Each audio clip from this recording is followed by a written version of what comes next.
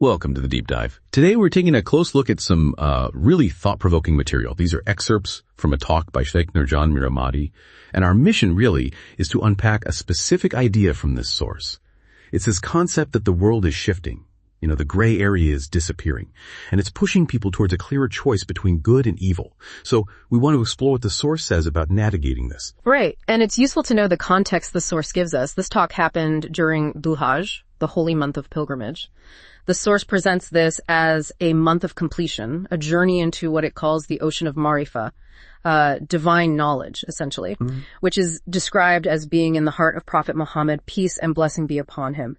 And it starts by mentioning that fundamental idea, Allah Almighty as a hidden treasure who loved to be known. Sort of setting the stage for, divine manifestation. Also highlighted early on is Sayyidina Uthman as Az. He's a holy companion, the compiler of the Holy Quran. And the source makes a pretty strong claim here that loving Sayyidina Uthman is key to receiving the light of the Holy Quran. It's presented as like a spiritual prerequisite for that light to really enter your heart. Okay, so just to be clear for everyone listening, our aim here is to understand this perspective based only on this source material. We're exploring the ideas presented, not necessarily endorsing them, just seeing what insights we can get from this particular view on faith and struggle today.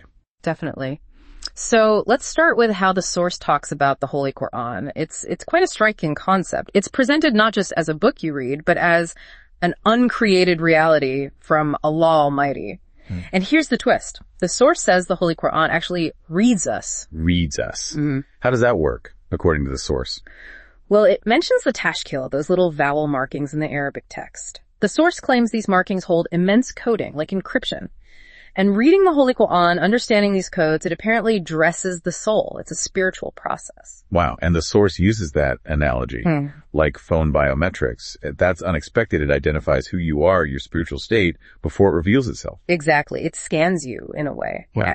How it opens up depends on your heart's state. If the source says your heart lacks love of Prophet Muhammad, peace and blessing be upon him, mahabbatan adidan, the Holy Quran might show itself mainly as furqan, which means, the differentiator between right and wrong. So you might get caught up in rules, punishments, maybe even develop a fear of the book itself, according to this view. But there's another side to that coin, right? Yeah. What if the love is there? Yes, if it sees ishq and muhabbat, that deep love and passion for Sayyidina Muhammad, peace and blessing be upon him, then, the source claims, it grants the light of Quran, this nur, this divine light. It comes from Nun, wal kalam, a reference to a specific chapter, and it dresses the soul with blessings. It even gets into the letters themselves, like the letter Wa. The source suggests it holds encrypted messages of Wadud, Allah Almighty's name, meaning the most loving. Reading it with awareness brings that blessing. So the practical advice then, given this perspective, is what? Just read differently. Pretty much. The source says to ponder, to slow right down, move beyond just reciting the words, engage in meditation, contemplation. Because that's how you unlock these infinite depths of reality that a surface reading apparently misses. Okay, that's a lot to think about just regarding the Holy Quran. What about the spiritual path itself, the tariqah? How does the source frame that? It frames it very much as a journey of struggle. It uses the story of Prophet Yusuf as Joseph from Surah al-Yusuf as a key metaphor.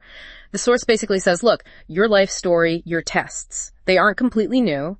They echo Yusuf's story. It talks about stages, being thrown into a well, which is seen as surrendering your own will, then being sold, representing tests and trials, and then dunya, the material world, comes after you. So there's a distinction there between you chasing the world and the world chasing you. A critical one, according to the source. If you chase dunya, that's a problem. You've lost your way. But if dunya chases you, it's framed as a sign of blessings coming through the path from Allah Almighty. Right, and that connects to the example of Sayyidina Yusuf as asking for jail, doesn't it? Yeah. The source interprets that as khalwa, spiritual seclusion. So when the world, with all its potential distractions and blessings, was pursuing him, he chose isolation to stay focused. Exactly. It illustrates a principle. Sometimes you need to step back from the blessings themselves, paradoxically, to avoid getting lost in them and forgetting the source. Which might explain that observation in the source about the revolving door, people leaving the path.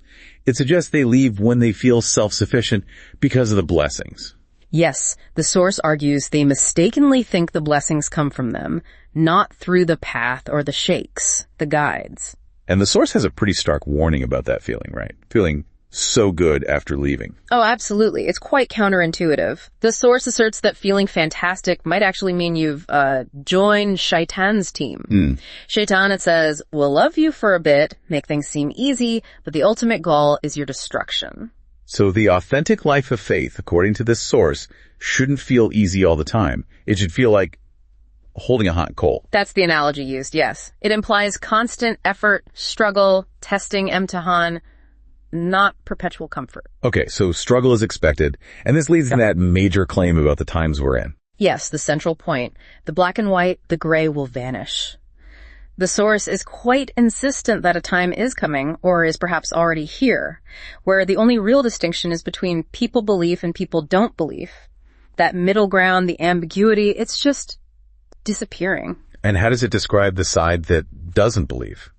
It draws a parallel with the people of Lut from the Holy Quran. Not just passive disbelief, but active opposition. The source says they threaten and persecute those who don't follow their way. Phrases like, we're going to kill you, we're going to come after you, are mentioned. It's presented as intense pressure, similar to what prophets faced. And this ties into Shaitan's goal, getting you out from under some kind of protection. Exactly. The source talks about an umbrella of protection provided by the path and good character. Shaitan's aim, according to this view, is to lure you out from under it. And once you're out, the source warns, there's nowhere to escape. So that feeling of having escaped and feeling fantastic is a deception. That's precisely the source's point. You haven't escaped, you've just switched sides. Shaitan stops testing you because you're no longer someone he needs to divert. You're now part of his plan, heading towards being devoured and destroyed. It's a grim picture. So how does the source advise staying safe in this polarizing world? What is that umbrella? The core teaching is about staying under the umbrella of rahmah and mercy from Allah Almighty. And the key to that, fundamentally, is good character. Khuluqul Ajim, which is significantly how the Holy Quran describes the character of Prophet Muhammad, peace and blessing be upon him. Good character. So it's about how you behave, how you interact. Yes, the source emphasizes that everything, even disagreement, must be handled with good character. Actions, zikr, divine remembrance, these things strengthen that protective umbrella. Because Shaitan's whole strategy, it says, is to get you to abandon that protection, leave the path, stop the practices. And the source gives examples of what happens when that protection is gone, when the gray vanishes. You mentioned. Yes, quite chillingly. It speaks of the hunting of people, and specifically mentions the hunting of families and children. Wow. It even references a movie, Sound of Freedom, and gives a statistic. 450,000 missing children in America annually, and more elsewhere. And it directly links this to the opposing side, saying they're not hiding anymore. That's the claim in the source, yes. That this side is openly advertising its system, essentially saying, give us your children. It's presented as a very overt conflict.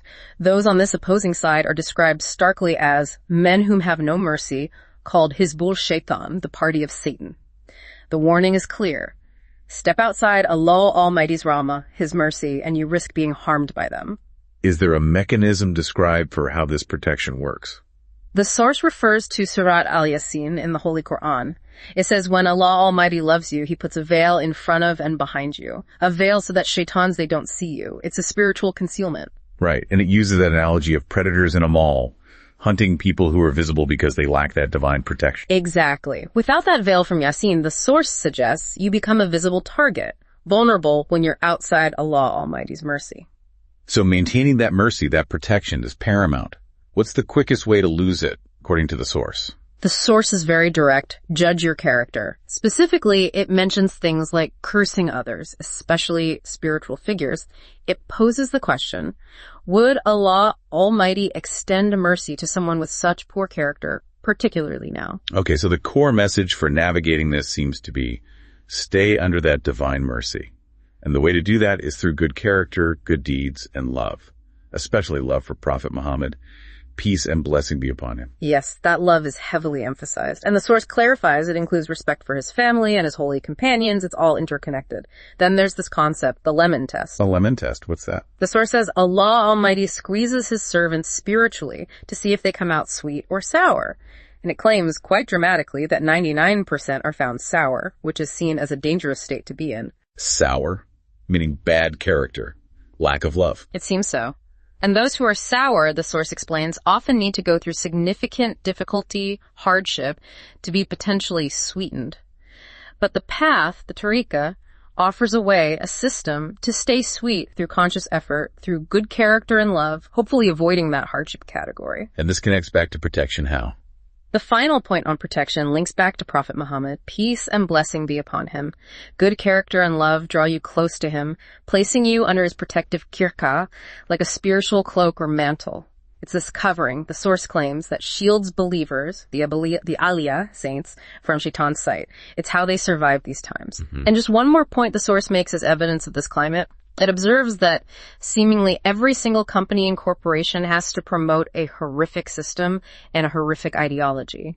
This is interpreted by the source as more of that open advertising, that hunting, confirming the vanishing gray. Right. Okay. That's a powerful and quite intense perspective we've explored from the source material.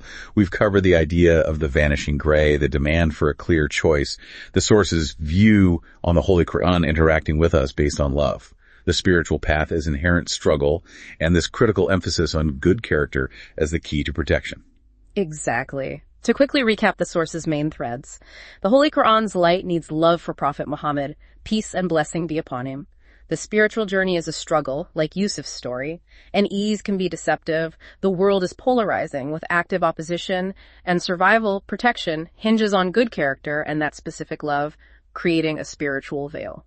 Thank you for joining us for this deep dive into the source material. And maybe something to reflect on, based on what we've heard from the source today. Thinking about that lemon test concept, the spiritual squeezing to see if character is sweet or sour in these polarizing times. Where might you see that kind of test, that pressure on character playing out, maybe in the world around you or even perhaps within yourself? Until the next deep dive.